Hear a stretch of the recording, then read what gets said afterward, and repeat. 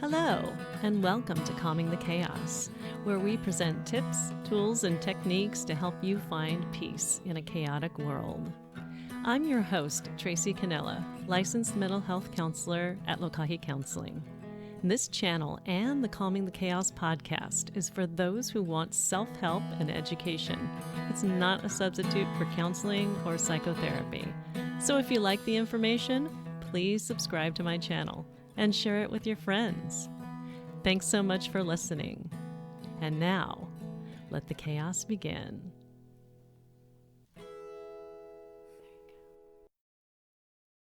This episode of Calming the Chaos is called Chaotic Suggestions, and I'll be talking to Dr. Liz Slonena. She is a psychologist in North Carolina, and she's also a hypnotherapist. We'll be talking about how to use the power of positive suggestion to overcome chaos and to get rid of the negative programming that you've received throughout your life and start to develop new conclusions about yourself and new decisions about how you will act and behave in the world. So before we get started, suggestions in hypnotherapy are simply words that are told to you that you agree with. So an example would be, "Bad boy, you ought to be ashamed of yourself." Those are some of the things that we hear in childhood that can help form our beliefs about ourselves and then help us to decide to do things that later on in adulthood we wish we'd never learned how to do. And so we're going to learn how to use the power of positive suggestion, such as, "You're very passionate. Look how creative she's being. Wow, that was really well done. I like the way you do that." So we'll be learning about that and about hypnotherapy. And so I'm really looking forward to sharing with you this interview with myself and Dr. Liz. Let's take a listen. I'm here today with Liz Slonena, or as we know her, Dr. Liz. And Dr. Liz has a YouTube channel, and she is a psychologist, and she practices in North Carolina. And she is here to talk about hypnotherapy. Being a hypnotherapist myself, I'm very interested to hear what she does to help her clients calm the chaos and set themselves up for success. So welcome, Liz, to Calming the Chaos. Good to have you here. And thank you so much, Tracy. I'm really excited to be here and just talk about all the wonderful things that hypnotherapy can help other people. Yeah, so tell us a little bit about yourself and how you got started in the helping field and with hypnotherapy. Yeah, the helping field. So it was interesting. Psychology was kind of out there that I was interested in, but I'm first and foremost an artist. So I was drawing and painting as soon as I could hold a pen or paintbrush in my hand. And it wasn't until I picked up this book, Writing and Drawing on the Right Side of the Brain, did I start to contemplate, oh, psychology, brain stuff. Whoa, it can make you more creative. Um, and that's when I really wanted to kind of merge the art and science together in some kind of career. So I went back and forth between wanting to be a biomedical illustrator, so the people who draw stuff in like textbooks and stuff. But then psychology really captured my interest. I was first and foremost a researcher, so doing a lot of neuroimaging scans, doing ketamine research at the National Institute of Mental Health for a rapid antidepressant. But what really was interesting is that I was involved in a really bad car accident. I was hit by a car in around 2014. And this really led to my discovery that the power of mind-body medicine. And being a person who was interested in mindfulness from the get-go to help with asthma, deep body breathing, to help with those kind of attacks, I didn't really know that I could use mindfulness and hypnotherapy techniques to help with my life living with chronic pain. And so it was really powerful and alternating between mindfulness, or just being aware of pain sensations, and letting them go, while also merging hypnotherapy techniques of visualization, of letting the pain turn a different color or just evaporate. And so that's what really developed my interest in making brief mindful hypnotherapy and brief mindful hypnosis a thing. So doing more research on that, and specifically to reduce stress, which we can all use some stress reduction. And that's what led me to be right here.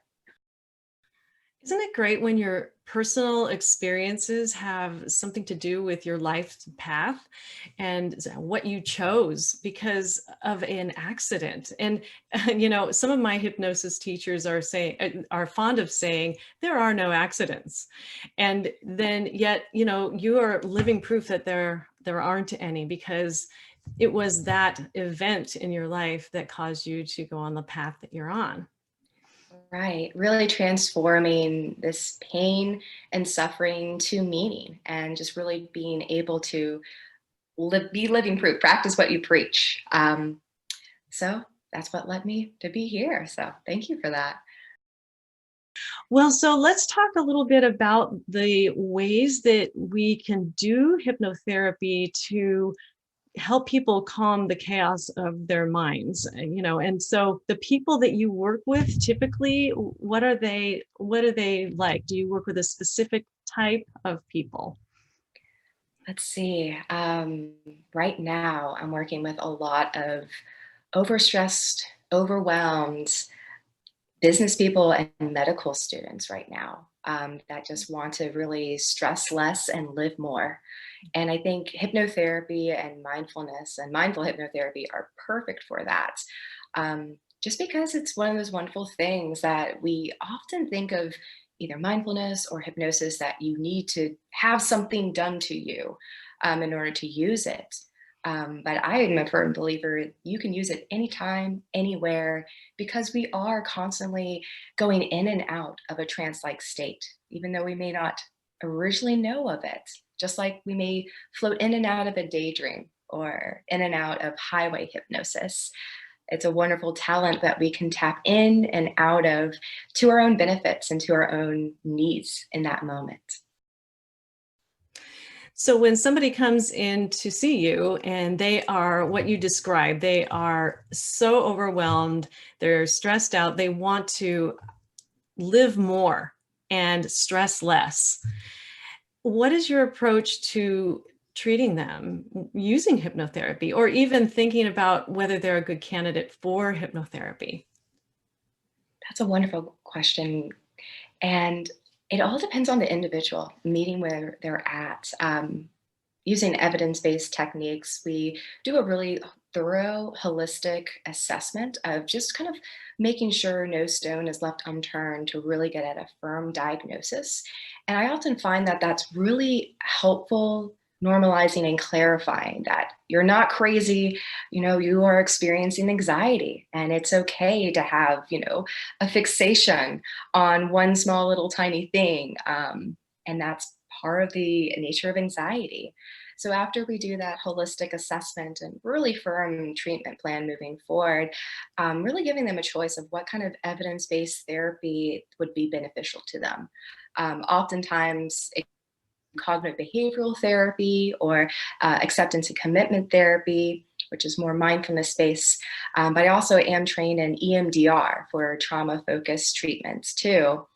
And I find that hypnotherapy can be so easily integrated, and the research supports this too, to any kind of treatment modality, because it's a wonderful relaxation tool, and it's a wonderful way of bypassing the very hypercritical frontal lobes and actually get to a place of transformation and change that, like a CBT worksheet, just sometimes doesn't do. Mhm. Yeah. So when you have a new client and you just do that assessment, and because you have so many different types of tools to offer them, it's kind of like they can maybe choose what they would like to do. And I don't know about you, but some of them say, well, what do you think is the best for me? And so it could be a collaborative effort. And then there are those who just want hypnotherapy, and, just sort of engaging what's appropriate for each individual client.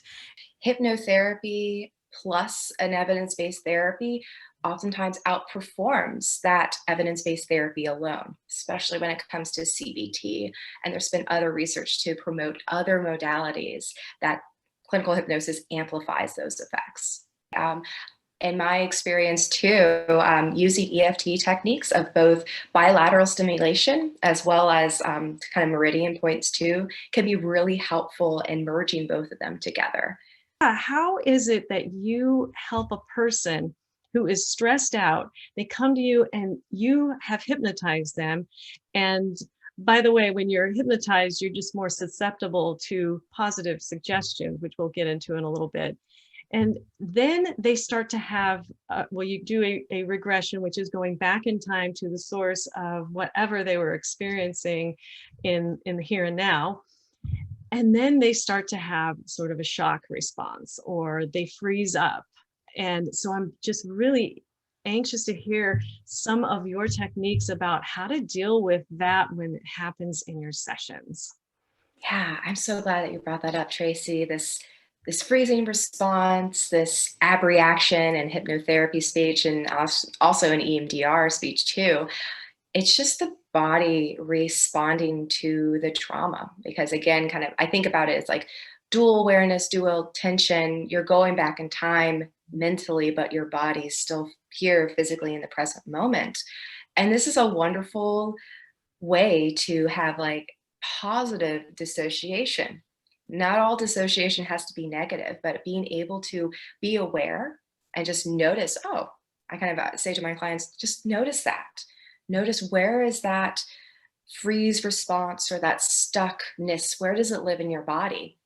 And it's kind of interesting to kind of shift from maybe the reprocessing or the regression to move forward in the present moment with where it's rising in the body. And it's always kind of interesting where they feel either stuck in their body.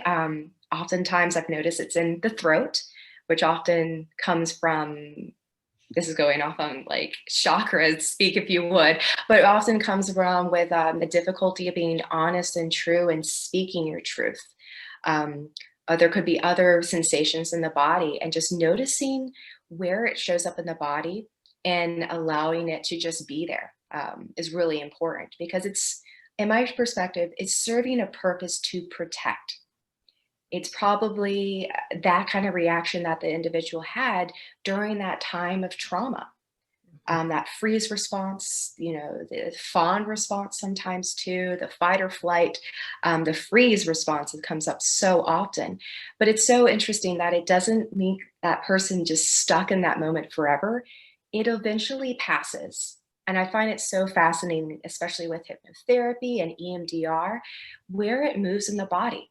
Often people, if they are aware, they can notice the sensation either growing or shrinking, going hot or cold. You can give those suggestions and notice any changes. And it kind of works its way out of the body so that perhaps they are, when they're willing and able to, go back to the reprocessing or the regression stage to continue to work through that trauma.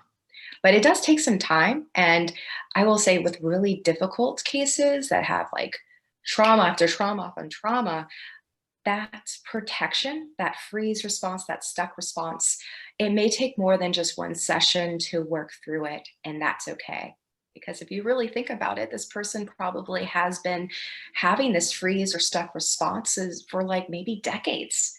And it would be almost a disservice to say, like, oh, let me wave a magical wand. That's never going to be there again, because it is a protective measure that they've used and overused over the years.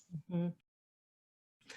Yeah, so when we're talking about chaos or too much and moving a person more toward a better life, I think that when we're doing hypnotherapy, we start with a problem in the present, and then we see how it feels in the body.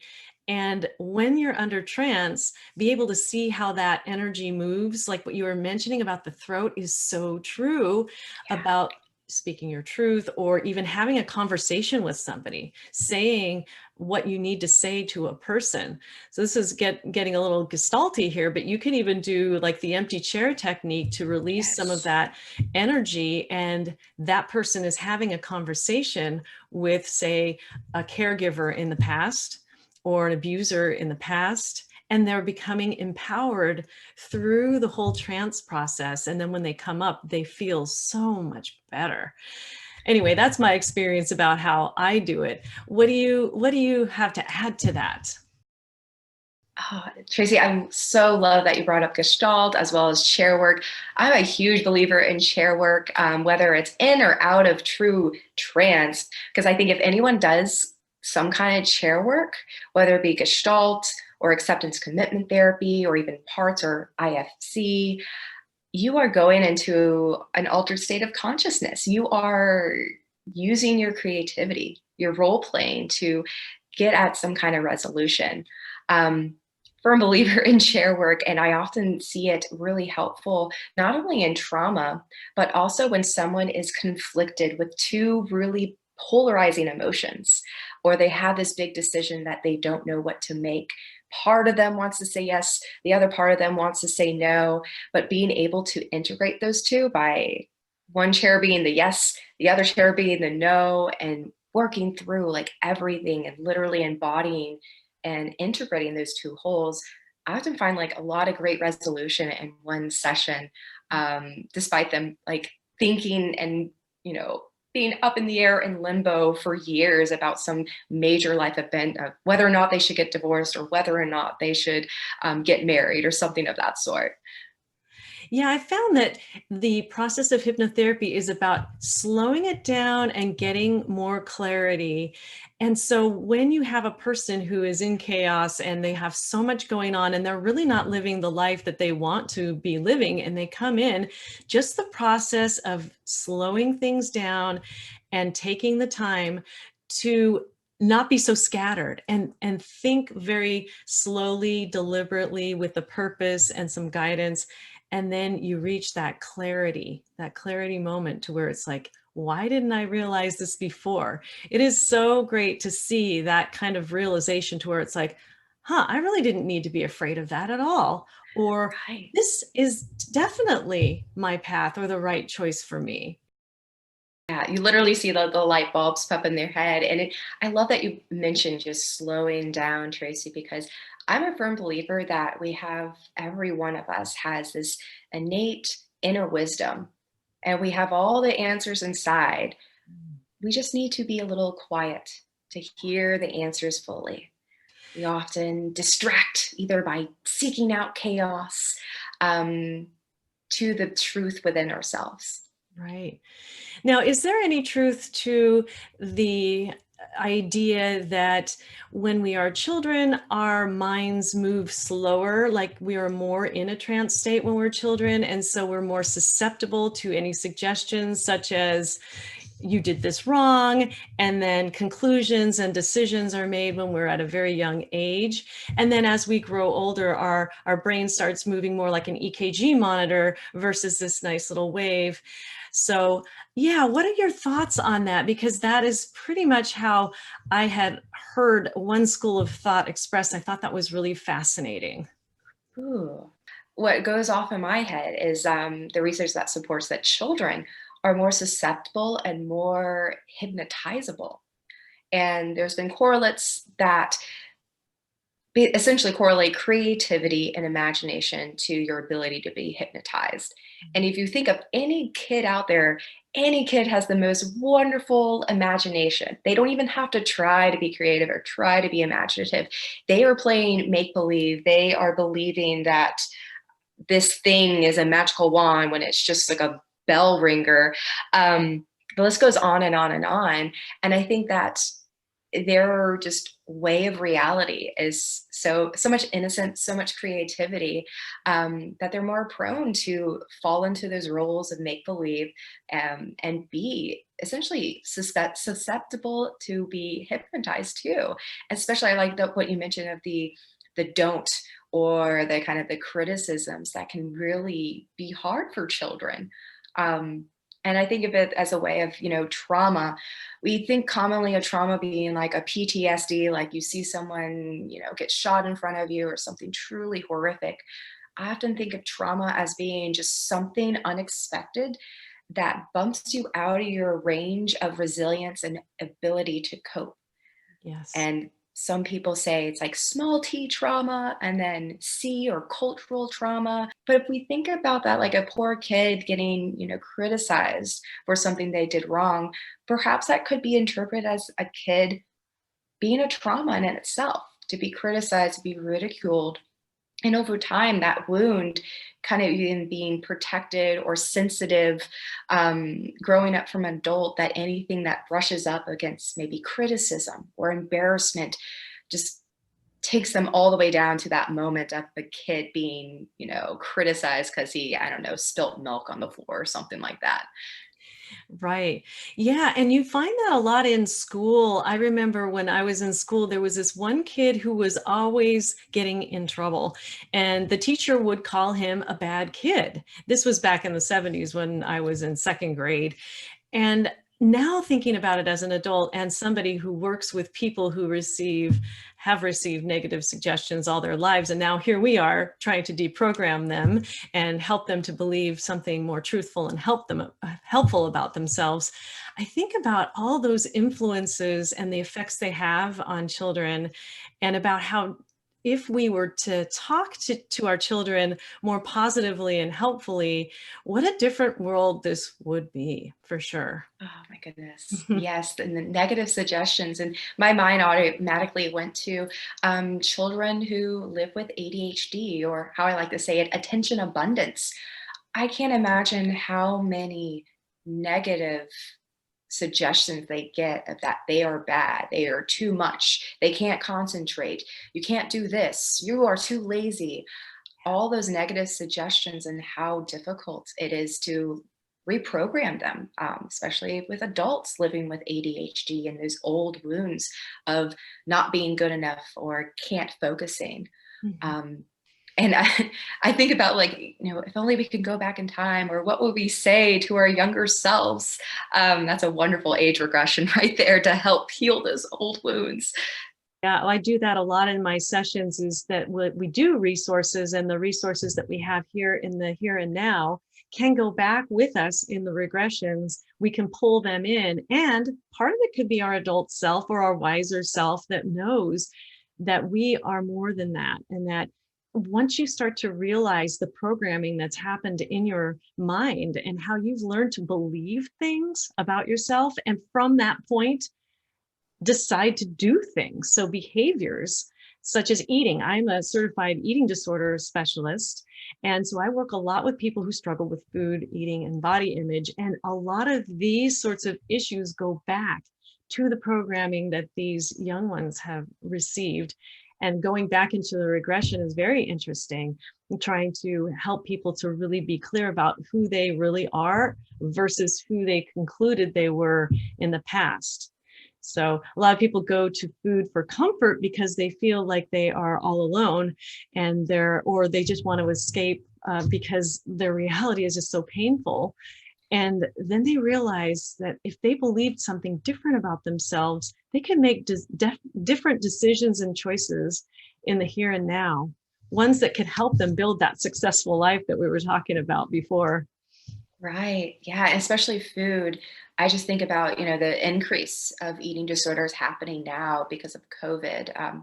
Where whenever we're listening in the past or the future of this, but they're on the rise just because food is an instant like source and hit of dopamine, and makes you feel better. And sometimes we can just be so wrapped up, and that's the only comfort that we have, the only source of dopamine at times. But really, going off that point of the messages and the lies that we tell ourselves over and over and over again, we start to believe. And that's the wonderful help of, the compassionate self, hypnotherapy, to deprogram and reinstall and install true beliefs that are helpful, that really live your life in the way that you want to live. Yeah, I don't know how often you run into the perfectionist mindset, but boy, it is rampant in anybody who struggles with food, eating, body image, is that somewhere along the line, they felt that they weren't doing it right, and the conclusion being I'm wrong, and the decision being I need to do everything right. And I need to work really hard to be perfect so that I won't be wrong or I won't be judged as wrong. And I wonder what your ideas are for working with that perfectionist mindset when you do hypnotherapy, and maybe just in general, or working with EMDR, just any sort of ideas about the perfectionist mindset that is so common. And I'm glad you brought that up, Tracy, because that's what I mostly work with is this perfectionist mindset. It can happen to anytime, anywhere, male, female, anything in between. And as a recovering perfectionist myself, I am really deeply aware of the programming and the reprogramming and the installation of these really unhelpful, heavy, burdensome beliefs that we have to, must do, gotta do, should do all these things correctly and perfectly. And it's just essentially denial of reality. And I have a little piece of artwork that always reminds me to let go of perfectionism. It's kind of like a really gruesome quote, but it helps me snap back into reality, is that perfectionism is the pursuit of death. Because no matter what you do, essentially trying to make it perfect, you're just kind of killing yourself in the process, and can be very violating and violent towards yourself to get that perfect grade, that perfect line in the paper. But going back to how I kind of address the perfectionist mindset is that we often think about like fixing, especially as maybe perfectionists out there, we want to fix it to make it better, to make it perfect. And I love to do something very paradoxical and lean into that perfectionism, really try to understand it. I often love working with parts work, of really trying to personify what that perfectionism looks and feels like. You know, if it was a physical thing, what would it be like? Sometimes it's a person, sometimes it's a very hypercritical parental figure most of the time, Mhm. and really being able to separate it from yourself, but also to try to develop a better, healthier relationship, kind of an attachment style to that perfectionism. Because oftentimes, what I see, especially high achievers, their perfectionism really got them to where they are today. To completely abandon it, to alienate it, that would be an identity crisis. And oftentimes, there's like a all or nothing thinking of if I'm not perfect, I'm lazy, I'm worthless. But really trying to find that middle path, that balance of how can, and even extending some gratitude, how, what are some ways that you can be thankful for perfectionism, Mhm. and really trying to soften the hardness and rigidity of perfectionism, so it's not this 20-ton shield like Brene Brown says, but how can it be a little bit smaller, portable, maybe to like a Kevlar vest that protects you but doesn't weigh you down, and really working with imagery of how can you have a better relationship with your perfectionism, and how can it essentially soften the edges so it doesn't weigh you down. Mhm. Amazing that people can finally start to catch themselves going into that rabbit hole of workaholism or the musts and shoulds all over themselves, and realizing that they can drop it, that they don't have to pick up the 20-ton shield of perfectionism or even the sword of perfectionism, but they can just be okay with it and choose something a little more flexible and spontaneous. And when they do that, I see people have so much more fun and humor and vibrance to them instead of their kind of like cold, way down perfectionist itself. Yeah, no, that is completely true. We can embrace our perfectionistic self. The fearful self tries to keep us safe. Perfectionism tries to keep us, and a lot of it has to do with keeping us safe. And then we can ask it to step back. So Yeah. Well, yeah. So you've talked about the practice that you do, and we talked about chaos and about how hypnotherapy may help calm the chaos in people's minds. Do you have anything else to add as far as any sort of skills or tips that you can give the audience who are struggling with overwhelm, especially in these times of COVID and such? Ooh, I Mhm. think that my first impulse is that just saying that it's okay to feel not okay right now. If we were not, I mean, if this is like the best time in your life, that no problems whatsoever, I would actually be more concerned about you. Um, and that it's okay to give yourself a permission to take a break. I find that a lot of people are going into hyper productivity mode, that they need to have, some kind of project, quarantine project to, I don't know, assert their worth. But I often perceive it as like an avoidance strategy of, the struggles of living, that we have a universal worldwide trauma response of a pandemic right now. And just like normalizing that it's okay to feel not okay. I know so many different therapists right now are struggling with that. Um, and as far as techniques or skills that could be really helpful, I know I come back time and time again of my own mindfulness practice and my own mindful hypnosis practice, which is really helpful. And it can be as simple as, I guess I'll just show you, and people can hear if they're listening, but I have a little singing bowl right here, and it's absolutely wonderful. And it makes a beautiful chime whenever I press it or bring it.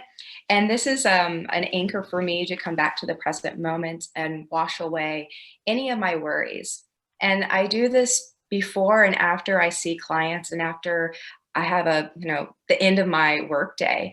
And it's just a nice physical reminder to just settle into stillness, to Mm. let go of that chaos and just be present and kind of let that stuff go, that it's no longer here and present, and we can move forward instead of ruminating about the past. Would it be good just to try out the sound right now for the viewers to listen? Yeah, yeah, absolutely. Go ahead. Yeah. And so, what I usually do is, as soon as you hear the noise, go ahead and close your eyes, just really focus on it, allow everything else to fade into the background. And when you can't hear even the slightest noise, you can bring your eyes and gaze back up again and just see what happens.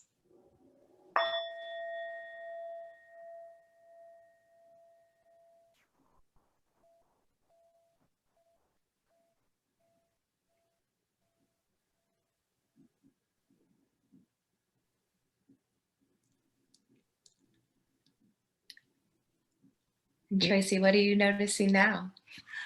Well, first thing I noticed was that I opened my eyes before you did, but then I thought, of course, going back into my mind again, oh, that's right. She's right next to the bowl, and I'm thousands of miles away across a computer screen. And I thought, yeah, I'm not bad or wrong. It was okay. I opened my eyes because I just didn't hear it anymore.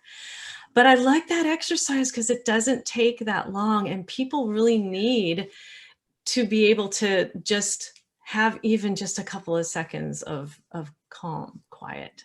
And I like your That's right. hypnosis voice too. That kind of Oh, thank you. cadence. Yeah, me too. I'm just noticing myself like, less tension in my shoulders. Oh, Yeah. it's good just to settle into stillness, let go of the chaos. Well, I have to ask you one last question, and it's about kickboxing. I Yes. do like to kickbox, and I'm so curious about that. If you have learned to use it as a form of energy release or you just like doing it, I've always been curious about kickboxing. So tell us what Oh, about that. yeah. Well, I'm so glad you looked that up. I will say part of me is like really happy that you brought this up, and another part of me is missing it so hardcore. So I honestly have not been able to like kick and punch a punching bag and since the pandemic happened. So I'm really grieving that loss. Um, but I absolutely love it because it is such a great stress relief. And there's things called shadow boxing where you just like punch and kick the air. But it's a great stress release. It's a great energy boost. If I'm feeling really, really sluggish, I will be honest and transparent. I will just like start kicking away in my living room, and it just automatically livens me up. Mhm. It's just really great, and it's making me want to just buy a kickboxing like bag of some sort just to get that release again. Well, yeah, I've always been curious about it, and I'm glad that you like it. I hope you get to go back to doing it soon, for sure. Me too. Is there anything that you want to promote? You want to give us your website information, that how people might be able to contact you, or anything that you're doing creatively? This is the time for you to tell us about what's in the future for you and what you're doing now. Cool. Well, thank you for this opportunity, Tracy. Being a creative, I'm always looking at ways of how to help bring creative healing ways to kind of like across the globe. So, easiest way to experience brief mindful hypnosis is through my YouTube channel, which is Your Zen Within. And then it's like slash relax with Dr. Liz. And with that, there's tons of different exercises of experiencing both mindfulness and mindful hypnotherapy and hypnosis that are quick and easy. So really want to make it affordable, 4 to 5 minutes of your time to deeply relax. And I've been in the work with a lot of different app companies right now. So hopefully my meditations will be on the Mooditude app, which combines evidence-based therapy of CBT essentially to your web app with a lot of different journal prompts, doing thought logs that is really helpful. And then an upcoming app which will be launched in early 2001. It's called Thrive 360. And super excited about this. They're revolutionaries in the field. They are merging 3D and virtual reality together. So it's essentially wanting to be the Netflix of self-care and self-wellness by delivering 3D virtual reality mindfulness and hypnosis sessions. So it's kind of like on the go experiencing like a therapist or clinician right in front of you, train experts, and you get to customize your background. So, hey, if you want to go to Austin, Texas, or you want to go to maybe Japan, VR will bring you there. It really focuses your attention, and it's just really fun and cool. So I'll be featured on there that you can check out very, very soon. And that is the Thrive 360 app. That's right. I love the resources, and what you're doing on your YouTube channel is great because I love giving my clients YouTube links, and if they're not too long and they're really effective in inducing some sort of a relaxation, mindfulness kind of state, I really appreciate that. So yeah. Well, if there's not anything else you'd like to say about yourself, it was just lovely talking to you today, and I appreciate having you on. Any last words that you'd like to say? Let's see, Tracy, this was just so much fun. I don't really get to talk to a lot of hypnotherapists, so it's just fun to know and speak the same language and lingo of hypnotherapy. So it was wonderful. And I'm thinking about starting up a podcast of my own, Caffeinated Consciousness. So I would love for you to be invited on there and chat it more up when it comes to hypnotherapy and other mind body medicines. Yes, I would love to do that. Caffeinated consciousness and calming the chaos. We've got the Yes, P's there, right? that's right. Yeah. All right. Well, you take good care and make sure that you stay healthy and safe, and we will talk to you in the future. Thank you, and everyone take care. All right. Thank you for listening to Calming the Chaos. If the information in today's podcast was helpful, please consider subscribing and share it with your friends. You can find this podcast on iTunes, Apple Podcasts, and on YouTube.